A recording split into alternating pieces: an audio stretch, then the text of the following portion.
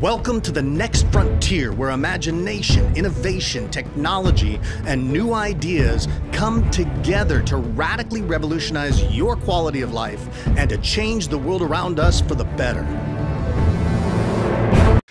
We have an amazing panel of guests who are very close to my heart. I've been a martial artist all my life, and today we have, I guess I'll just go right down the line. We have Cynthia Rothrock, and of course, Cynthia, I've done a show before with Cynthia. We did one just recently. Yes, we did. And I said, you got to come back. But I said, if you just dye your hair purple,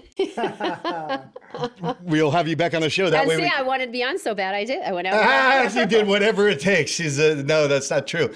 Cynthia, as I've mentioned before, she's starred in over 50 martial arts movies. She's starred. You starred in most of them, right?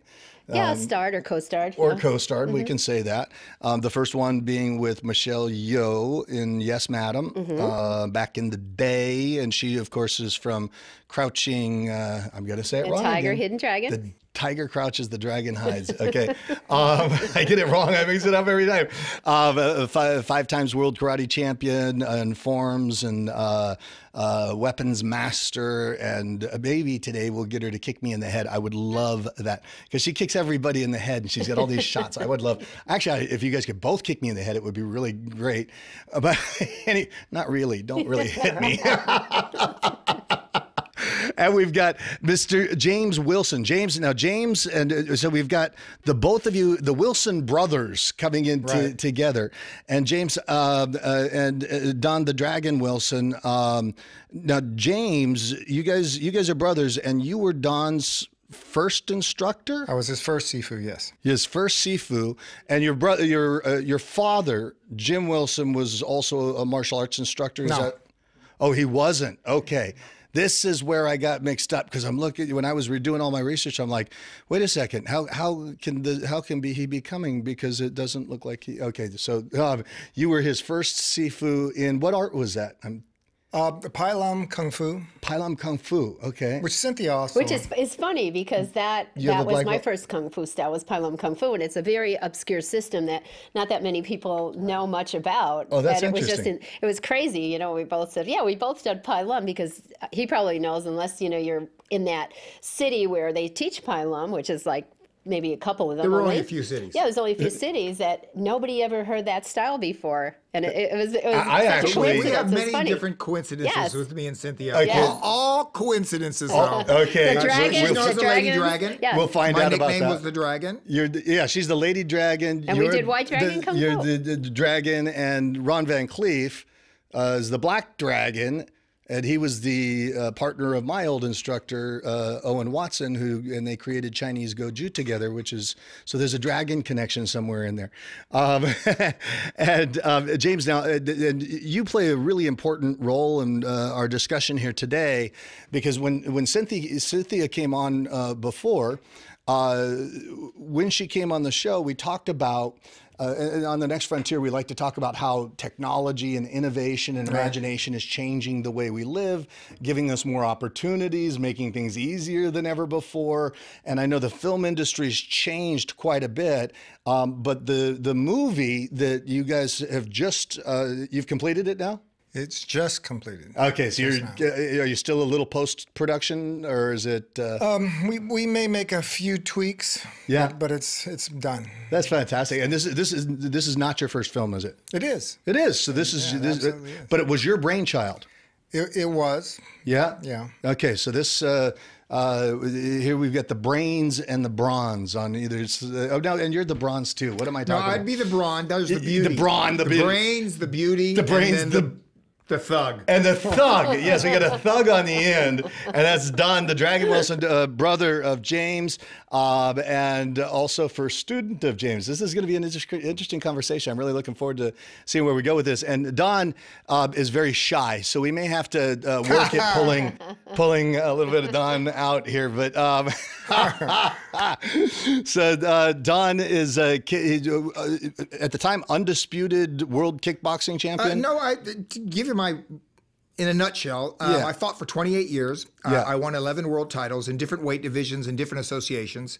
And I retired as one of the top kickboxers of all time. Of all time, yeah. And we were having a conversation just before we did this because I remember when I was training, I trained in Lake Tahoe, and you know who trained with us, you may know them, was Juan and Hector Torres. I don't know if you remember them. Yeah, the names are familiar. Yeah, Juan Torres was like light ISKA champion or something, lightweight champion for a while.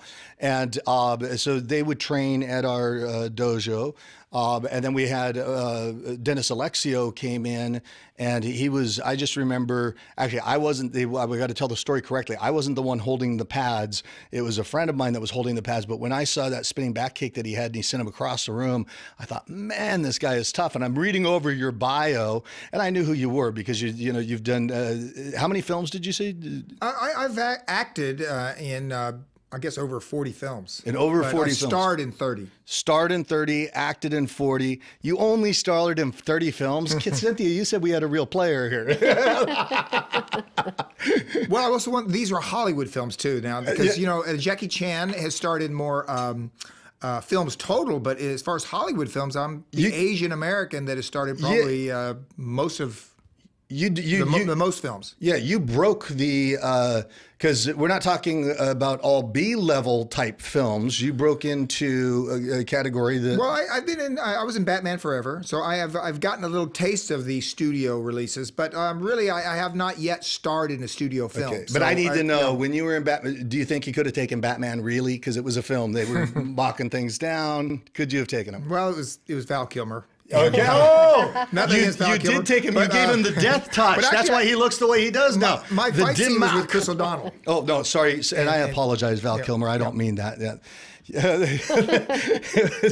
No, what was that? Your favorite was the fight scene was with Chris O'Donnell. Oh, with Chris I didn't O'Donnell. actually have to It's go up really against the Robin Batman, that beats him up. yeah. So Yeah, I get okay, beat so up by Robin, you got but, beat up by a Robin. Yeah, How unfortunately. did, boy, how did that that affect was- your ego? My whole and your- career, my life, my Yeah.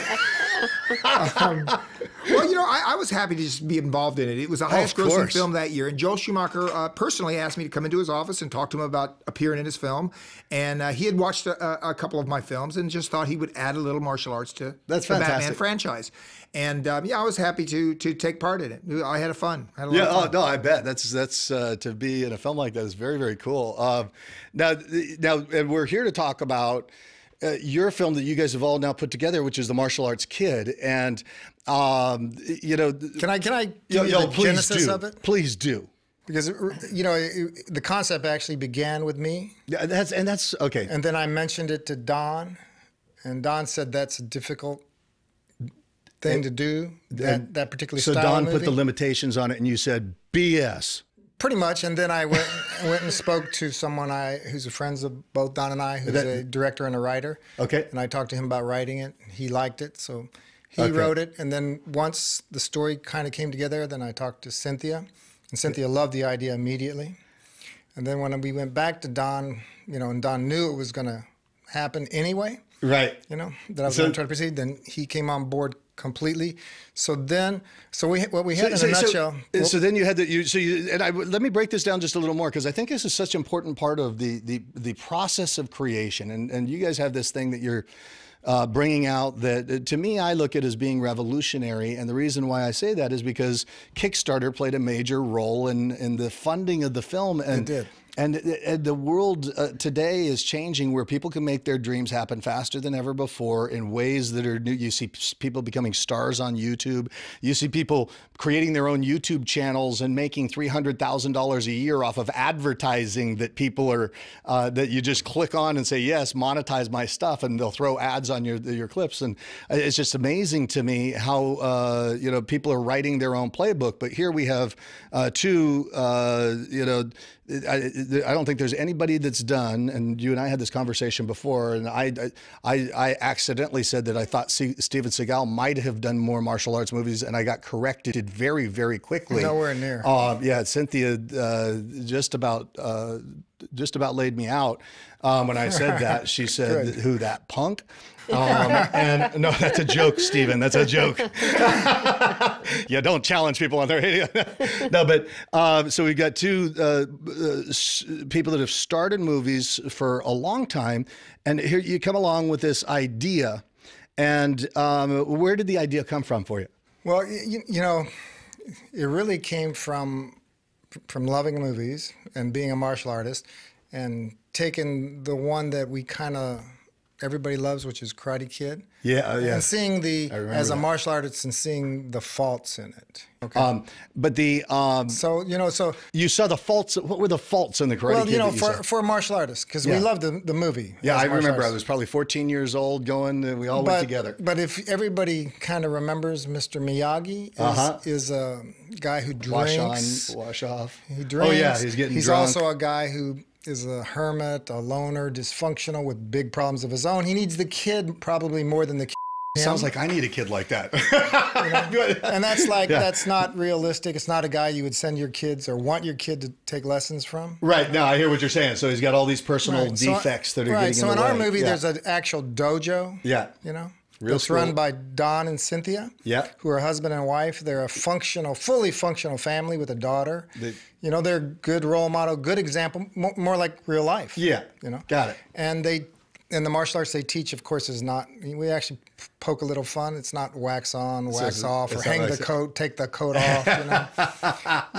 You don't win. You know. Rocky chased chickens to get ready for Apollo Creed. That's true. And you know what? I fought for 28 years. I never chased one chicken. Really? Yeah, in my training. How quickly can we get a chicken Believe it. here? You know, I mean, like, if only we knew these things in advance, we'd have one ready for you. And So with these two, you know, once they're on board, everything became, you know, all aspects of the martial arts became real because they're both the teachers. now, see here, this is the everywhere. magic. So And let me tell you one other thing. yeah, please. Is the other producer is Cheryl Cheryl Marie Wheeler. Wheeler, who's a famous kickboxing champion, Right. one of the most famous women kickboxing champions. Right. So the whole team, you know, is lifelong martial artists. right.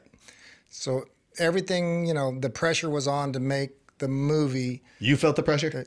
Yeah, I feel Yeah. pressure myself because, you know, because the people I'm working with Right. are the best of the best. Yeah. And they, you know, they know what they're They know what they're doing. they know their stuff. So our movie had to be a lot more realistic, but entertaining at the same time. What kind of an active role did you play as things were progressing beyond concept? Well, you know, Cheryl's a friend of all of ours, so I discussed it with her. She's the first investor, right? So we came up with the money, and then we looked and we thought, you know, we want it set somewhere else. Karate Kid's in L.A. Everybody shoots in L.A. Right. We need a nice set, so it's Don's hometown, Cocoa Beach, Florida. All right. Right, is the area we decided on, but we didn't have the money Yes. to shoot two locations, so You we know what? raised it on Kickstarter. I'm going to pause just for a second because I really, I think this is so critical. Like this, from the idea, because the idea popped into your head before you had the money. And what I really love for people to understand is that it's easy. It's not that it's easy. You guys worked your tails off, and but people most people that I know will put up barriers before they'll even go out there and start dreaming anything, except for the people that are really making things happen.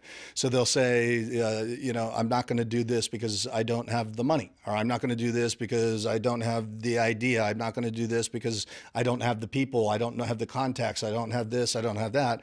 But here you are. You know some people that do some things. We all know some people that do some things. Yours happen to be world champions, and you know. But you had this idea or this concept of doing the kind of a. And I won't even say remake because that's not what it is. Believe me, its own thing. Yeah, very much different. very much different, but based on the faults that you saw within the other, saying, "Hey, we could do something that's wholesome, that could appeal in a better way." And we have a strong anti-bully message. And which is such a critical message at this time with kids getting bullied. And so we have this idea, and I want to talk about just for a second how the players came in, if you don't mind. I'm sorry that we're going center here, but it'll all come to fruition in a second. But we got to take a break right now. We'll be right back. Okay, so we were talking. I think what's such a critical part is going from idea or concept or something. It's like, boy, I want to create this, which was the space that you were in. And I'd like to just slow it down a little bit in terms of how everybody came into play, because I know it's important. The Kickstarter was really important. But at that point, when you had that idea, you went to Don, and Don, you said something funny on the break. You were saying, we were talking about tightrope walkers and the standing at the base of the pyramids and naked in a dream where they're throwing little pickles at you. Do you remember that? You know what? I fought for Oh, no. 28 years, so I have a hard time remembering anything. That conversation, it must have slipped past me. The pyramid. He did not have that dream. That was my addition.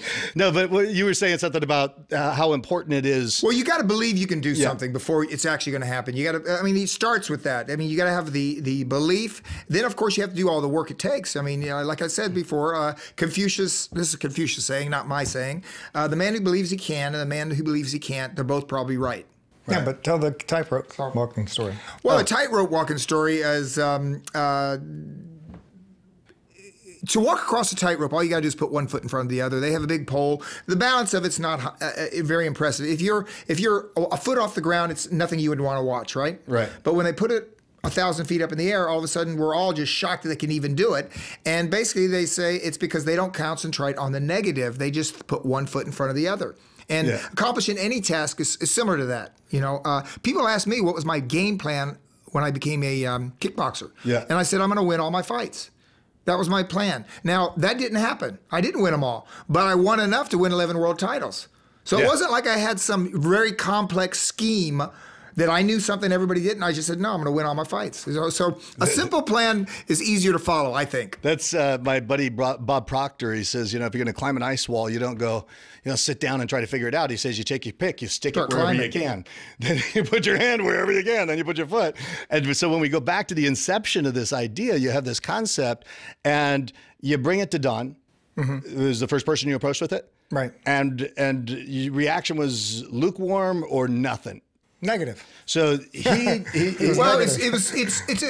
first of all, it's family film. Yeah. I do only R-rated films. I've appeared in some family films, and Cynthia and I did one called Sci-Fighter at one time many years ago, 10 years ago. That was PG film, but generally I do R-rated films. So he approached me with the genre that I'm not a star in. Right, got it. Family films. You don't think of me as family films. So that's why I was not negative on the idea. I mean, it's a wonderful story, and the Karate Kid was successful. Just the idea that that would be his first one out of the blocks. Yeah, and I understand that. And see, but anybody starting in the same place, that's the kind of thing that they're going to get. And yet that didn't dissuade you. Why not? What did you feel? Well, I just really believed in the concept a lot. Yeah. And then once they came on board 100%. Cynthia did it immediately. Yeah. Okay, so you say Cynthia was the second person approached? Yeah, when he came to me, he said, I want to do a family film, and I was like, great, because I'll tell you, from all the people I know in the entertainment business, you hear, I'm going to do this, I'm going to do that, we're going to do this picture. And I know that if this guy says he's going to do something, he is going to do it. He is the only person I think I know that I know whatever he says, it's going to get done.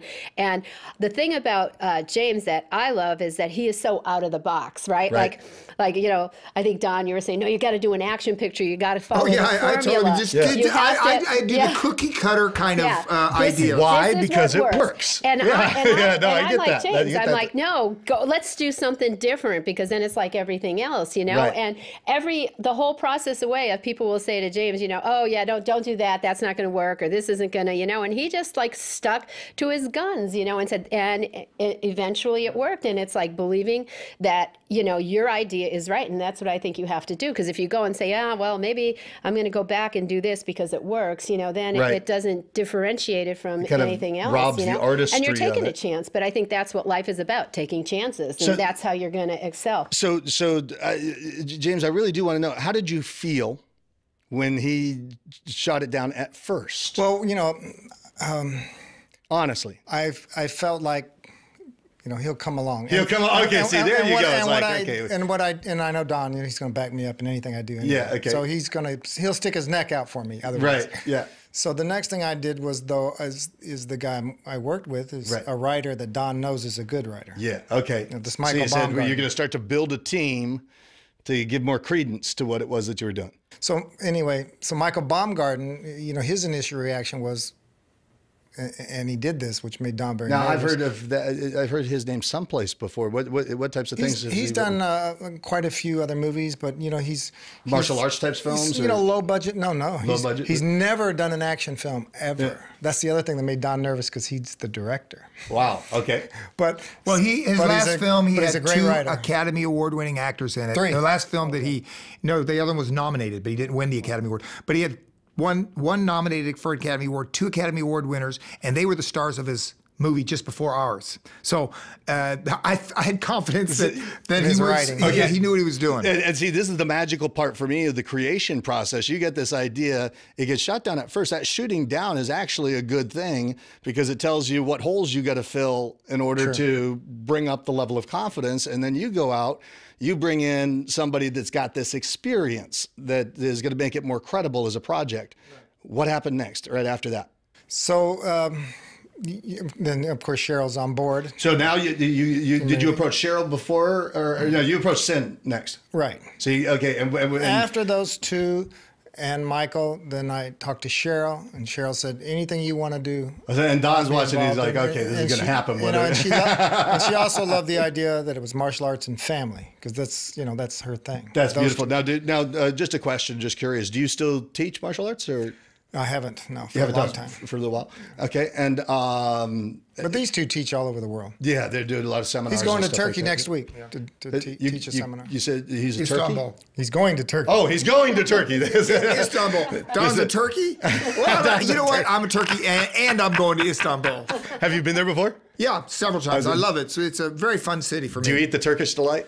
The Turkish delight with the food? Yeah. I eat all the food there. Oh my God. Well, I made the biggest mistake because I went on a 30-day juice fast. The coffee's strong, I know that. I broke it with, the coffee is beautiful. Yeah, I broke my 30-day juice fast with a pound of Turkish delight.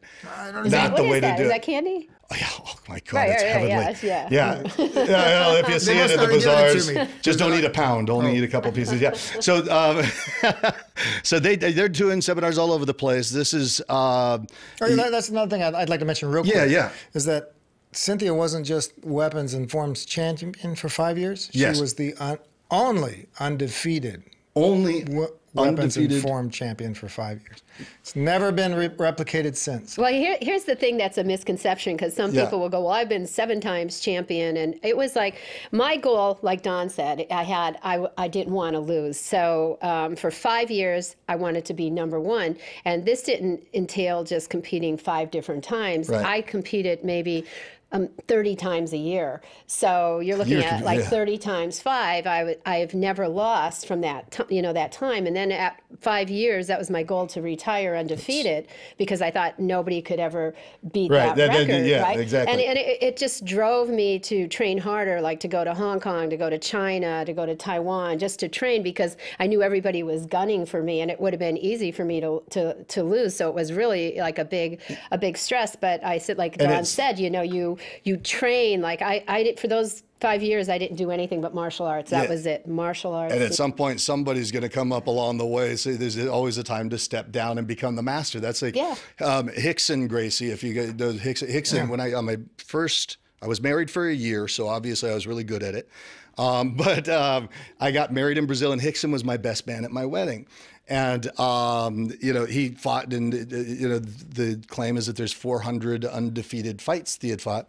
And I said, well, are you going to go back? Because the UFC was trying to get him to come in and stuff. And he said, if I'm going in there, it's for like 5 million or something. He put out a number that was ridiculous. He said, what if they just want to watch me lose, then it's going to cost them.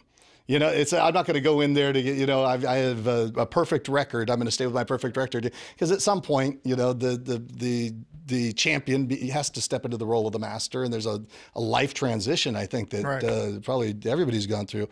And I just turned 44, and I never even became the champion. So sad. Anyway, so you were undefeated.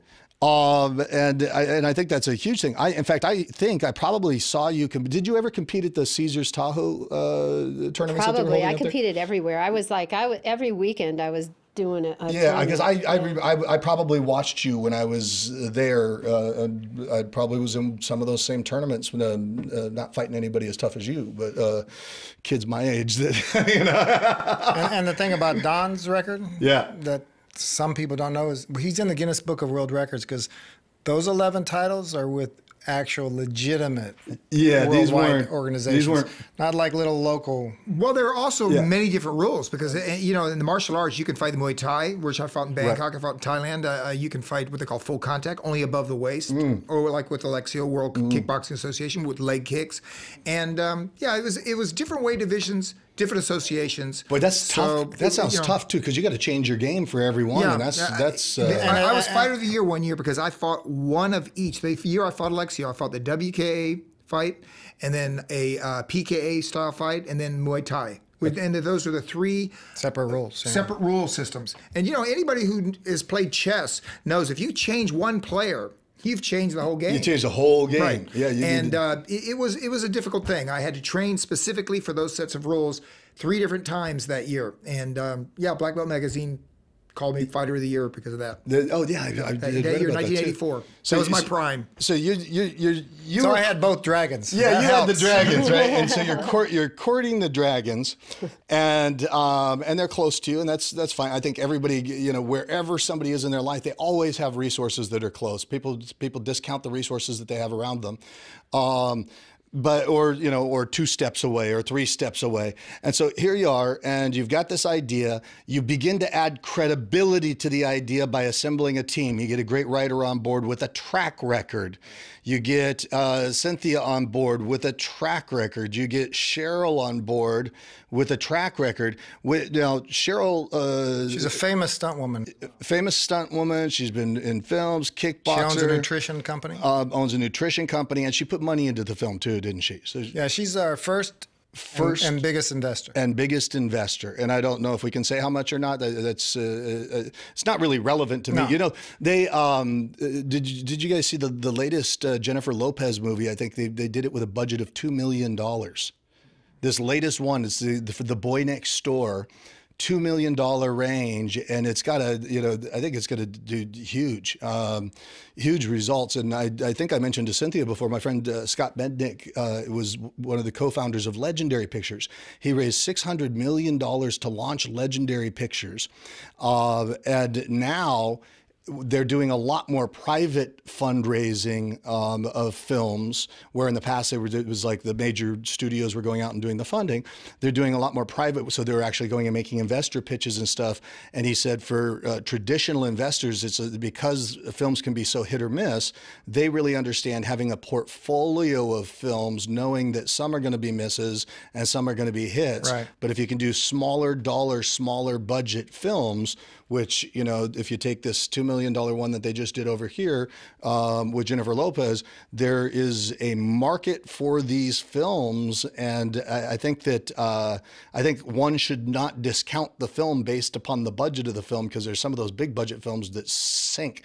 There are many. And I think that there's and not only do I think it, but Scott, who launched Legendary Pictures, he thinks it too, because he's putting together portfolios of smaller budget films to make that happen. So you bring together the team. Cheryl Wheeler throws money in. So now you've got money to start. Did Don come in before or after the money? Before, both of them, way before. Oh, yeah, way before. So you already. I had to. My mother would have put me on a room restriction. Basically, when your brother says he's going to produce his first film, and I've been in the business for 30 years, so Yes. I've been around a while. You don't say yes or no. You just say, yes, Mom, I'll do whatever he tells me. I'll do it. That's beautiful. I had no choice. They're waving us down to take a break. We'll be right back. So, yeah, I'm sorry, I can't stop laughing, because what we say offline is almost as funny as what we actually is funnier. Right. So you James, I can't stop thinking about the. We said there could be a whole new line of film for you because I can't. I'm sorry. I can't repeat that story. That's off the record. We'll show it sometime in outtakes, right? But James, so you were saying you got to tell us about the Kickstarter campaign, and that is what I'm really interested in, because here you brought money in from somebody. Let me ask you this: just before Kickstarter, why did Cheryl invest money in the project? What do you think were the motivating factors that caused her to say, I want to put money into this? Well, first she said what Cynthia said, which you know, because she's a close friend, and she said whatever you were going to do, I would want to invest in. So that was like, you know, That's nice. So it became not a hard sell. But then when she learned it was a martial arts film, family film, and it had a good message, then she was all in. That's how most people get their first investors, friends and family. And this person, it was dear to their heart. And she said, I'm in. Right. And you wrote up whatever agreement you wrote up. And you had your first backer. She didn't want to star in it. But she became producer. So she's actually my producing partner. So we're the two producers. Yeah. Okay. So you guys are the ones that produced the film. Then at that point, you started your filming. Had you already begun casting and stuff at that point? No. I mean, you got your stars. No, once the Kickstarter? No, I'm just wondering when the rest of the casting started in relationship to the stars. As soon as we got the investment money from Cheryl, yeah, we got an office at Sunset Gower, and we started casting. And you started partying? We got the money from Cheryl. We started partying, have a big champagne party. Went to Vegas. We went to Vegas, Disneyland. Hey, no, that's not what you do with your investors' money. Yes. So we did. We started casting, and we hired Gerald Wolf, who's a very experienced casting guy. He's real old school. So you went out and you found somebody who knew what they were doing more than you did. Right. And you built your team up with the resources that you brought in. Right. And he's friends with all of us as well, so that made it easy, but he's a great casting guy. Yeah. You know, so Baumgarten... Was he specifically somebody that casted these types of films, martial arts genre, or... No, not specifically, but he has. He has, yeah. He has. He's done all kinds. Yeah. From the biggest to the smallest. Got it. But he... So we had a kid come in, and Baumgarten sends me an email, right? Says, check this kid out. So I watch this kid, and he looks good to me, but I'm not that experienced, right? Right. So I said, well, I send it to Don. Don sends me a message back. Hire this guy right now. Get that guy. He goes, you can't let that guy go. Was it the acting skills, the martial arts skills? What was it? No, it's pure acting. Pure acting. Because I'm from the Roger Corman School of Film. We did 12 movies together. He taught me how to make movies, basically independent films. And Roger says nobody's going to want to spend 90 minutes of their life with somebody unless they like them. And I knew that the lead of the movie had to be loved, like Rocky. Right. We all wanted him to win that fight, or at least go the distance. And the same thing with Jansen. The audience is going to want him to be successful for 90 minutes. And he sold me on his audition. I was bought. Good. So we got him. His name is Jansen Panettiere. Panettiere. His sister is Hayden. Hayden Panettiere. Right. Okay. And she was She was Heroes, and now she's Nashville. Got it. Yeah. She married Klitschko, right? Okay. Yep. I didn't know she was married, but to the boxer, the boxing champion. Oh, really? Klitschko. Yeah, right. And then he's one of the central characters in Ice Age movies, and was one of the top guys in a movie called Medallion. So you scored. So he's done bigger things. Yeah, you got somebody who's the real deal. But really, he's very athletic. He's a gymnast, and he's taken Krav Maga. Okay. So he's got some martial arts experience. You know, he was like perfect. Yeah, perfect. And then we really got lucky. We didn't know it, but a girl came in to read, and all the young girls in the office next to us were all excited. They all ran up, and some young guys were looking. We didn't know who she was. She's red. She was great. She left. And then they said, we wanted to get an autograph. And we go, why? Yeah. Who was it? Well, her name is Catherine Newton, and her last film she was the star of Paranormal Activity 4, which was a big hit. All right. It's 130 million. And before that, wow. she was one of the main kids in Bad Teacher with Cameron Diaz, which grossed 192 million. Wow. So those are her last two films. Okay, so well-known actress that's done well. She's done movies that have done well. And then later, well, actually when she read and everything, so then her and Jansen read together, and there was instant chemistry that was obvious on screen. I mean, so So it all started to come together, but then you hit a point where you couldn't finish it the way you wanted to finish it. Yeah. Something happened cash flow-wise, though, right? No. Was it a crisis? No, or was it an opportunity?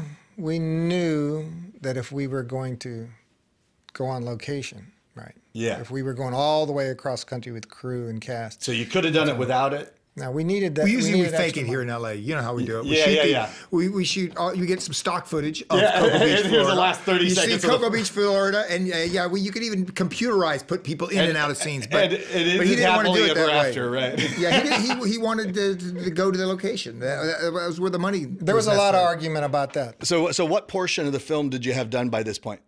About. Was it 3/4? Was it half? Was You mean by what point? By the point that you decided that something needed to be done to raise the capital to go to Florida.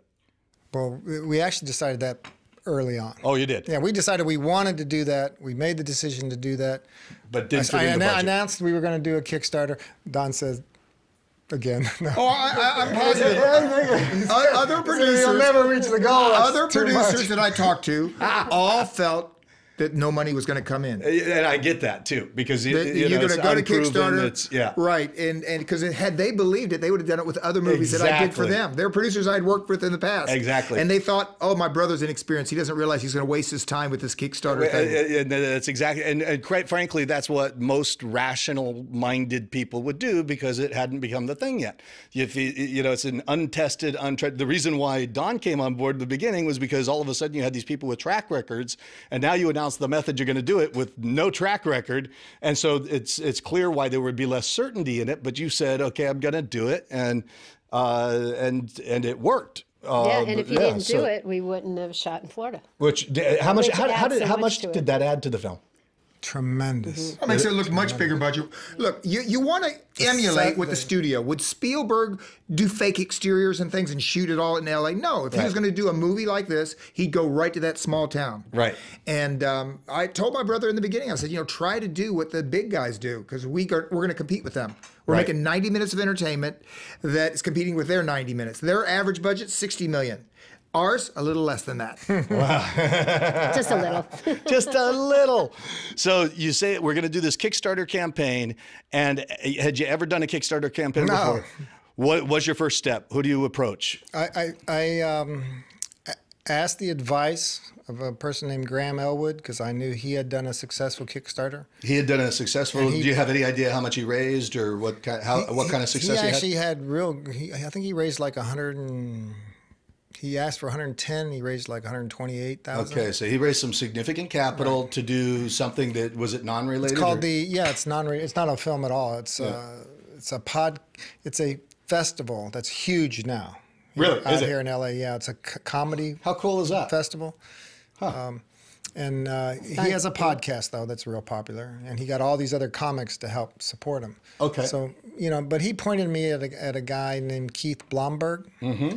And he said, so Keith was kind of a mentor for him to right. So he knew how to work with the Kickstarter and Amazon, who you have to go through as well. Yeah. And he knew how to put it together, and he advised us on what we needed. That we needed a video. See, and what's brilliant about the process is I think it's the creative process that everybody goes through that does anything successfully is they find the right mentors and they find the people that know more than them and they put together the people with the game plan. And this is what people don't get when they have a dream. They go, I don't have the money. I couldn't make it happen. Oh, why do it? But what you're laying out is the process of creation for anything. And my bet is you've done it now once. You can do it again and do it at a larger level and continue to do, we could, but it was so much work and it's so scary. Was it? Okay, yeah. So we're not at the end yet. I will try to avoid it if I can. Yeah, we're not at the end. We can adjust. That's a good thing. So you brought this mentor in, and the mentor said, "Here's how you set it up." Did you pay the mentor? Did you pay? Yes, we actually hired him. You hired him, and he constructed your campaign for you. Right. Yeah. And your prizes that you put out there were, I heard it was a date with Don. Yeah. Yeah.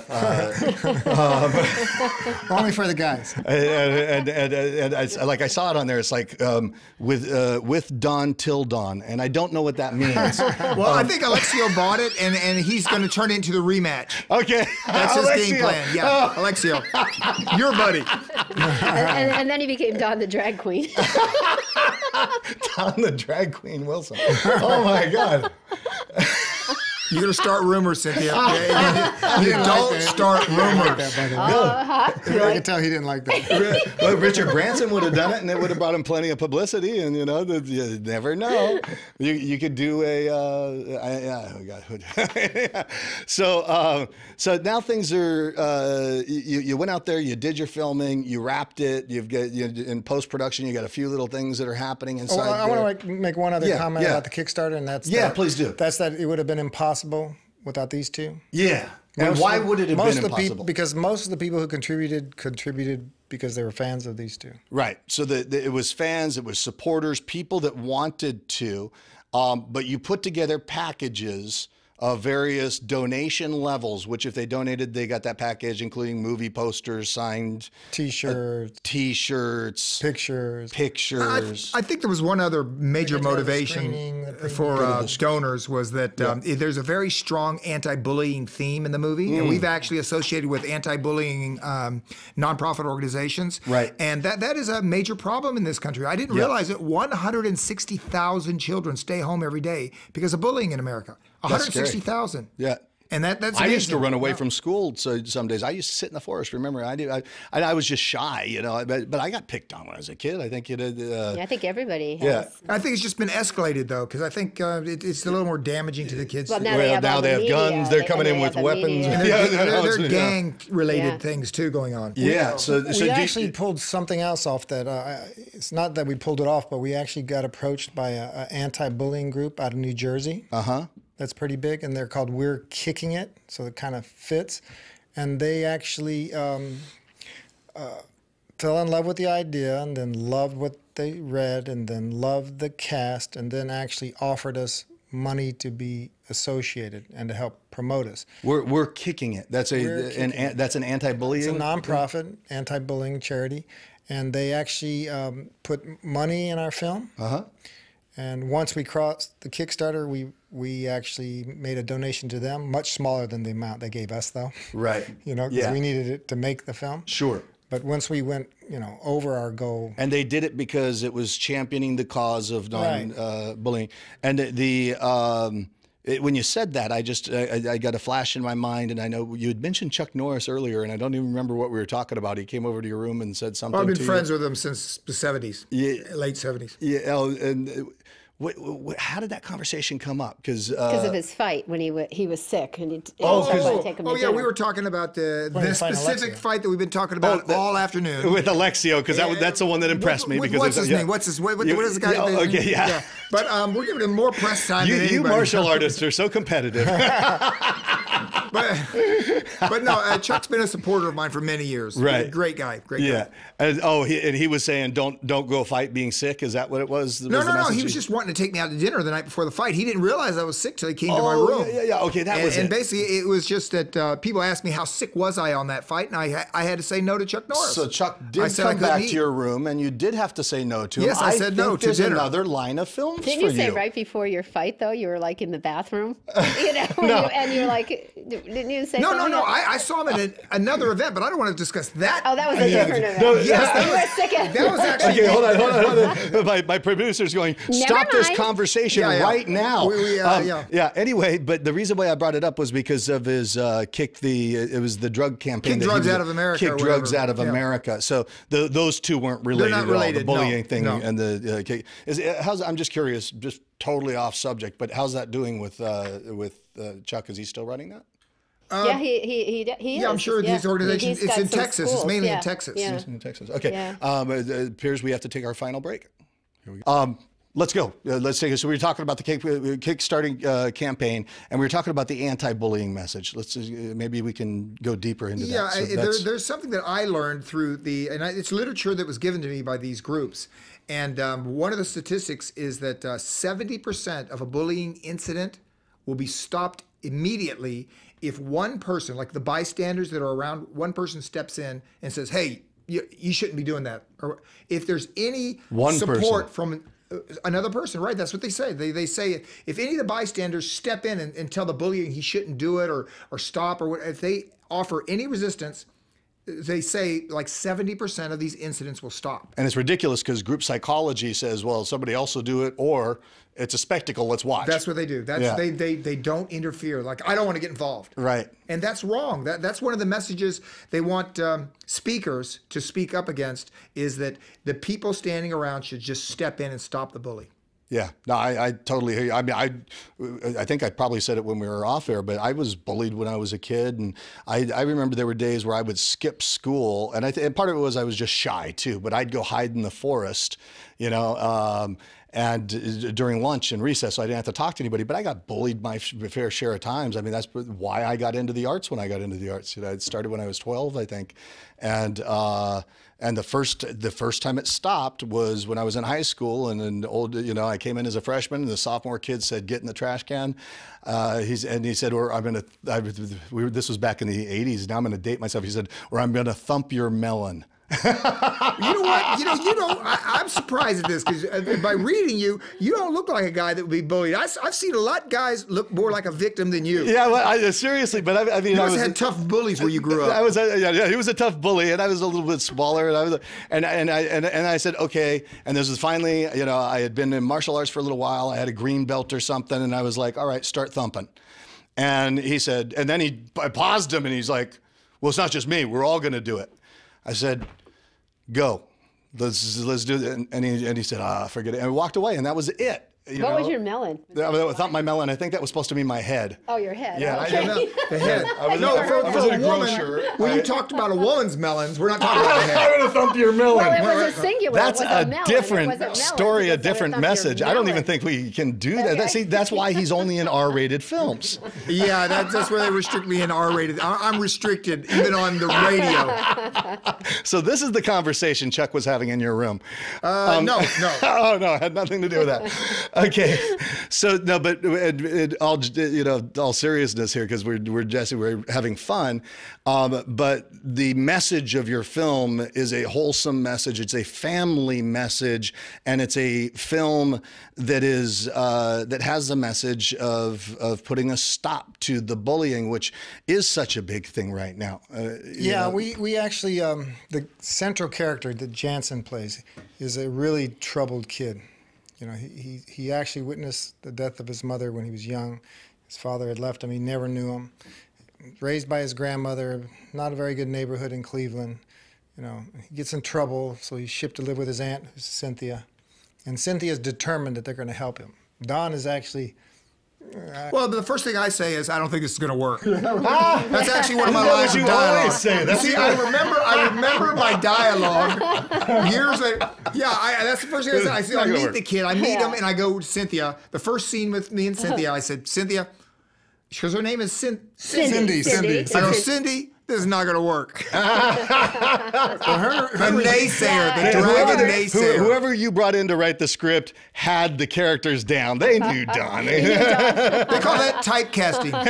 And her immediate response is, yes, it is. Yes, it is. And that's Cynthia. Give him a chance. He ends up by saying, you're always right. Well, that's because he's a married man. It's just showing the other married men that I know what side my bread is buttered on. You know who wears the pants in the family, right? Anyway, Cynthia's character is kind of the great manipulator behind the scenes. Yes. She's determined to save her nephew. Right? Yeah. So she's kind of setting things up. Now, in the movie, you're both martial arts masters in the movie, so you're teachers and you have a school. She's already got Don to promise that he's going to have the kid in his class, but the kid actually, a scenario takes place where Cynthia brings him finally. Right. And he, and then Don basically tells him, no, I'm not going to teach you. But we already know that he's going to. Yeah. He's promised to. Is it kind of a challenge to the kid to prove that they Well, want it? you know what? You got to rake him over the coals yeah. a little bit. You got to rake him over the coals. And in the old traditional style of martial arts, it used to be there was you probably were around, not that you're old, but you're in the day when you had to earn. It's something you had to earn. Ownership. It's investment, right? Right. We don't just take you just because you're going to plop down some money every month. Yeah. You had to earn it. And he had not proven to me as an individual, a young who really wanted it, right at the time. Yeah, right. And at the beginning, as you see, he's in trouble, and his character is a little, just not too good, kind of. Right, okay, But so you it's can kind of a bad- But we show a he's scene that shows that he's off track. That he's off track. Yeah. And they, by being a family and an example, and the lessons he learns in martial arts, he changes. You can see the change. You can really see the change in this movie. You can see him changing and changing and changing. And he's, of course, one of the reasons. So that's a positive message in and of itself, because I mean, kids really can change. I was off track. I was a troubled kid, and when people are acting out, it's usually because things internally are not working. I didn't know how to handle my anger, my frustration, my fear of not fitting in, and all that stuff. And so I'd run away and I'd do stuff that was considered maladaptive, I guess. And so you hit it right. You hit it right on the nail, right on the head. Yeah. Because that's what we kind of do here. Is part of his reasoning is just what you said: confidence. Yeah, and that's why people. That's why confidence. I went to martial arts. That's why my parents sent me to meditation, sent me to learn hypnosis, sent me to learn martial arts and discipline and the things. And those are the true gifts, I think, above all else, that we all get. Yeah. And then we also have a message that just because you can fight doesn't mean you should be fighting. Right. We actually showed that, like in the Karate Kid, there is a dojo that's not so good, but it's not that it's just a different attitude. Right. And and it has a different philosophy, and they teach fighting, and the instructor feels like he has no responsibility what his students do outside of the dojo. Right. If they kick someone's ass, so what? So good example, bad example. Right. Yeah. And of course, there's going to be a conflict between the two. Right. Because the bully, of course, goes to the other place. Yeah. So it's kind of a classic, which most movies are, the monomyth Joseph Campbell hero going on the adventure, finding himself at the weak spot, coming back around and coming back with the treasure and the gifts that they've learned and bringing them back to their world. It's and we have a great little actress named Kaylee Stallings that plays Cynthia's daughter, who's like perfect. Oh, when you see it, you'll see. And then our bully is the guy who usually plays a young leading man who's very handsome, has very wavy hair, full thick hair. So we made him get a buzz cut, grow a goatee. He gained weight. He turned from a really good-looking guy to a really thuggish-looking guy. But he was still a good-looking thug. And his name's so the girls Matthew are Ziff. still going to like him. So the bully you were saying? Yeah, his name is Matthew Ziff. Uh-huh. And he's always plays a kind of a preppy, young, good-looking guy, always kind of the hero and the nice guy. Right. And but he had so much acting experience ever since he was a child that but we made these requirements, which there was resistance on his look. But then when he finally was too good looking to be a bully. Right. When he finally agreed to change his look. Yeah. And he played the role perfect. Everybody hates him. They hate him from the first time they see him. So all the way through everybody who's seen the film. So it's like he nails it. He did a fantastic job. So and the movie, it takes place over what period of time? Is it? It takes place just a little over a 2-month period of time. So which also we do different than Karate Kid. Is this kid? He's on a fast track in his class. Right. Because he's really, we demonstrate several times he's very athletic anyway. Yes. And he's of course he's living with the instructors, but he's only a green belt by the time the movie ends. Whereas in the Karate Kid, another thing that's kind of all of a sudden he's a black belt. He's not only a black belt; he's beating the best best of the best black belts. Yeah, exactly. Very likely, right?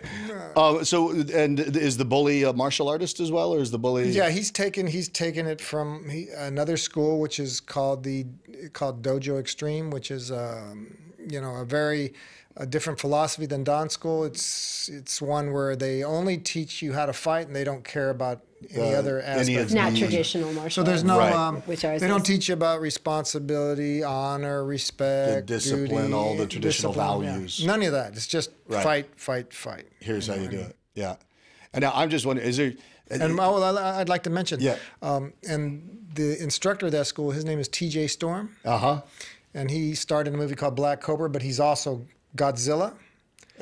What Yeah, do you mean when, he's got- in the movie Godzilla, he's the guy. When you see He's the Godzilla, guy in the costume. You're kidding me. not You're the all the costume, little but he's the things guy, on. you know, Yeah. that they do the. the Special bad effects. instructor So basically, is Godzilla. I have to fight Godzilla in this movie. So do you? Oh, you fight the bad guy in the end, Of course. right? Of course. And You he's do a, the on and the he's a nose, great. or- And TJ is a great martial artist. He's a big, huge guy. Really, really, really. Yeah, and he literally picks Don up in this and smashes him against a fence. Oh a couple my of times God. and then drops him Ah. on concrete. Yeah, no, we didn't have any Here's pads. a question for both of you. After doing all these movies and stuff, how have your bodies held up? Mine's held up quite well. Well, I yeah, think yours somebody- too, Yeah, right? of course, I rebuilt mine. I'm Yeah. 60 now. Oh, wow. But at 45, I had every problem you can possibly imagine, and I rebuilt my whole body, literally. I did it Really? with diet and nutrition. Yeah, And it makes such a big difference. complete difference. What's your workout routine like now, other than teaching and seminars? Do you? Well, I go to the gym every chance I get. I mean, which is traveling makes it very difficult. right. It's Yeah. still rare. It's not like I train like a professional fighter 7 days a week. Right. I train 2 and 3 times a week. Right. Maybe. On your and then Cynthia whatever you get in climbs seminars. Mount Everest. Yeah, because the seminars, yeah, we don't because Yeah, I don't work out the seminars. I teach. Yeah, you're teaching there, so it's not really not a workout. Yeah. So Cynthia, we don't. You are a wild woman. You're like my. She is. Yeah, no, Crocodile Dundee. Crocodile Dundee. My mother That's just right, went yeah. and lived with my brother in Antarctica for 6 months. They're doing some work, technological work for the government or something. And she's married. She left her poor husband at home, and and he's waiting for her. And it's like, what are you doing, Mom? But so I she's got this adventurous spirit. Cynthia, you've got the same thing where you're just on an adventure you're always adventuring. Where you just came back from Iceland. Mm-hmm. You fell in an ice hole or something? Well, there's a joke about that. Have you heard that before? No, you know what? We did glacier trek, and we saw an ice hole that was like 300 feet, went down, and then took you off into the water. I mean, it's really... it was dangerous. It's very dangerous trekking because the snow covers those holes, those cracks and fissures, and it's so easy. Just, that's why people get killed out on glaciers, because you can't see those holes. Well, you've heard that, but you've heard how to catch a polar bear? Seriously, no. You cut you cut a hole in the ice. This is true. You cut a hole in the ice and you put a bunch of peas around the hole. And when the polar bear comes to take a pee, you kick him in the ice hole. Sorry. That does not sound like a good idea. I don't kick polar bears. You don't kick ice holes. No, I do kick ice holes.